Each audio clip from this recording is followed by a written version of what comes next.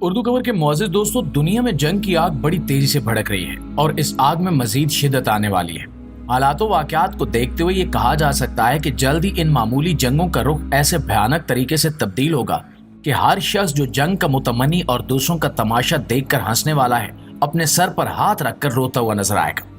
اس کی وجہ یہ ہے کہ ایک جنگ محض ایک ملک کو متاثر نہیں کرتی، بلکہ اس کا ڈائریکٹ یا انڈائریکٹ اثر تقریباً پوری دنیا پر پڑتا ہے۔ آج کے اس دور میں جب دنیا گلوبل ولیج بن چکی ہے، یہ بات کہنا شاید کچھ عجیب لگے، لیکن حقیقت یہ ہے کہ دنیا کے گلوبل ولیج بننے کی وجہ سے ہی تمام ممالک ایک دوسرے پر کسی نہ کسی معاملے میں انحصار کرتے ہیں۔ دنیا میں جنگ و جدل اور خون خرابے کی بڑھتی ہوئی یہ کیفیت دنیا کے آخری وقت کی جانب اشارہ ہے، اور آج کی اس ویڈیو میں ہم اسی آخری وقت کی ایک اہم نشانی کے بارے میں بات کریں گے۔ ہم میں سے بہت سارے لوگ اس بات پر یقین رکھتے ہیں کہ امام مہدی جلد ظاہر ہوں گے اور ان سے پہلے دجال ظاہر ہو چکا ہوگا، لیکن ایک بات ابھی تک کلیئر نہیں ہے کہ امام مہدی کا لشکر آخر کہاں سے نکلے گا اور کہاں جا کر قیام کرے گا۔ دوستو، آج کی اس ویڈیو میں ہم احادیث مبارکہ کی مدد سے موجودہ دنیا کی تشریح کرتے ہوئے اس بات کا کھوج لگانے کی کوشش کریں گے۔ حضور اکرم صلی اللہ علیہ وآلہ وسلم کا فرمان عالی شان ہے کہ مہدی میری اولاد میں سے ایک شخص ہوگا جو شکل و صورت میں مجھ سے مشابہ ہوگا اور اس کے حالات بھی مجھ سے ملتے جلتے ہوں گے۔ جب دنیا کا آخری وقت نزدیک آ جائے گا تب وہ پیدا ہوگا اور وہ بھی اپنی حیثیت سے انجان رہے گا، یہاں تک کہ دجال کا ظہور ہو جائے گا اور دنیا بھر سے مسلمان مکہ اور مدینہ کے دو شہروں کی جانب دوڑ پڑیں گے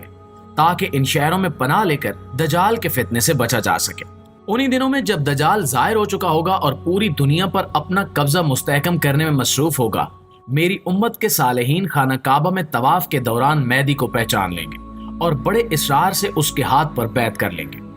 اس بیعت کے بعد مہدی میری امت کی رہنمائی کرے گا تاکہ اس بڑے دجالی فتنے پر قابو پایا جا سکے۔ نبی کریم صلی اللہ علیہ وآلہ وسلم کے ارشاد کے مبارک یہاں تک ایک بات تو کلیئر ہو گئی کہ امام مہدی کا ظہور خانہ کعبہ میں طواف کے دوران اولیاء کرام اور صالحین کی ایک جماعت کے ہاتھوں ہوگا، جو انہیں پہچان کر ان کے ہاتھ پر بیعت کر لیں گے۔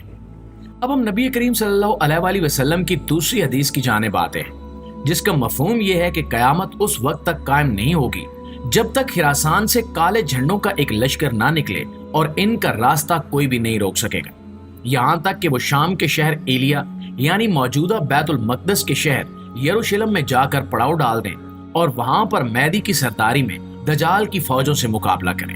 اس سے ایک اور بات کلیئر ہو جاتی ہے کہ امام مہدی کا لشکر ابتدا میں بہت چھوٹا ہوگا اور دجال کا لشکر بہت بڑا ہوگا۔ اب ہم نبی کریم صلی اللہ علیہ وآلہ وسلم کی احادیث کی روشنی میں یہ قیاس کر سکتے ہیں کہ امام مہدی اپنے ساتھ میسر آنے والے تمام لوگوں کو لے کر مکہ سے نکل کر شام کے شہر ایلیا یعنی یروشلم، جہاں موجودہ بیت المقدس اور مسجد اقصی واقع ہیں، پہنچ جائیں گے۔ امام مہدی کے ظہور کی خبر آنن فانن ایسے پوری دنیا میں پھیل جائے گی جیسے دجال کے ظہور کی خبر دنیا میں پھیلی ہوگی۔ البتہ مختلف احادیث میں بیان کردہ نشانیوں کے مطابق ہم اس بات کا اندازہ بڑی آسانی سے لگا سکتے ہیں کہ دنیا کے موجودہ بے حیائی اور فحاشی سے لبریز حالات کی وجہ سے مسلمانوں کا ایمان نہایت کمزور ہو چکا ہوگا اور وہ جوک در جوک دجال کے لشکر میں شامل ہو چکے ہوں گے۔ اسی لیے بہت کم مسلمان ایسے ہوں گے جو امام مہدی کے یروشلم پہنچنے تک ان کے ساتھ ہوں گے۔ امام مہدی کے ظہور کی خبر سن کر خراسان سے کالے جھنڈوں پر مشتمل لشکر نکلے گا جو ان کی مدد کرنے ایلیا جائے گا، جس کا موجودہ نام یروشلم ہے۔ اس بارے میں کسی بھی حدیث میں صراحت نہیں ملتی کہ کالے جھنڈوں پر مشتمل یہ لشکر کن لوگوں کا ہوگا اور یہ کون سی قوم ہوگی۔ اگر ہم دنیاوی حالات کا جائزہ لیں تو اس وقت مشرق وسطی اور عرب خطے میں کم از کم 2 درجن تنظیمیں ایسی ہیں جن کے جھنڈوں کا رنگ کالا ہے۔ ایک دوسری حدیث میں یہ بھی کہا گیا کہ کالے جھنڈوں کا یہ لشکر مشرق کی جانب سے نکلے گا اور امام مہدی کی مدد کرنے روانہ ہوگا۔ اگر ہم عرب کے مشرق میں دیکھیں تو ہمیں ایک طرف ہندوستان بھی نظر آتا ہے جہاں موجودہ انڈیا اور پاکستان واقع ہے، اور مشرق کی ہی تعریف میں ہم شام اور عراق کو بھی لے سکتے ہیں جو موجودہ دنیا کی حد بندیوں کے باعث اس وقت جزیرہ نما عرب کے شہروں مکہ اور مدینہ کے تقریباً مشرق میں ہی موجود ہے۔ اس لیے اس بات کا اندازہ کرنا نہایت مشکل ہے کہ یہ لشکر موجودہ دنیا کے کس ملک سے نکلے گا۔ اگر ہم پہلی بیان کردہ حدیث کے مطابق خراسان کی بات کریں تو اس زمانے کا خراسان ایک نہایت وسیع و عریض علاقہ تھا جس میں موجودہ ایران، پاکستان اور افغانستان کا بڑا حصہ شامل ہوتا ہے، یعنی ان 3 ملکوں کے سنگم پر موجود ایک بہت بڑا علاقہ उस जमाने में अलग हैसियत का हामिल था और खिरासान कहलाता था। अगर इसी लाइन पे सोचा जाए तो ये अंदाजा लगाया जा सकता है कि ये लश्कर किसी न किसी तरह अफगानिस्तान, ईरान और पाकिस्तान के उन लोगों पर मुश्तमिल होगा जो यहाँ किसी न किसी सूरत बरसे बेकार हैं या अभी तक तारीकी में हैं और किसी भी हुकूमत के खिलाफ खुलकर सामने नहीं आए। हदीस में मौजूद मुख्तलिफ आसार कराइन से ये बात वाज़े हो जाती है कि इस बात के इम्कानात ज्यादा हैं कि ये लश्कर इसी इलाके से निकलेगा। मौजूदा दुनिया के हालात देखते हुए इस बात को यकीन से कहा जा सकता है कि ये लश्कर ईरान और पाकिस्तान के मुल्हिका इलाकों से ही रवाना होगा और नबी करीम सल्लल्लाहु अलैहि वसल्लम की पेशगोई के मुताबिक इस लश्कर का रास्ता दुनिया की कोई ताकत नहीं रोक सकेगी।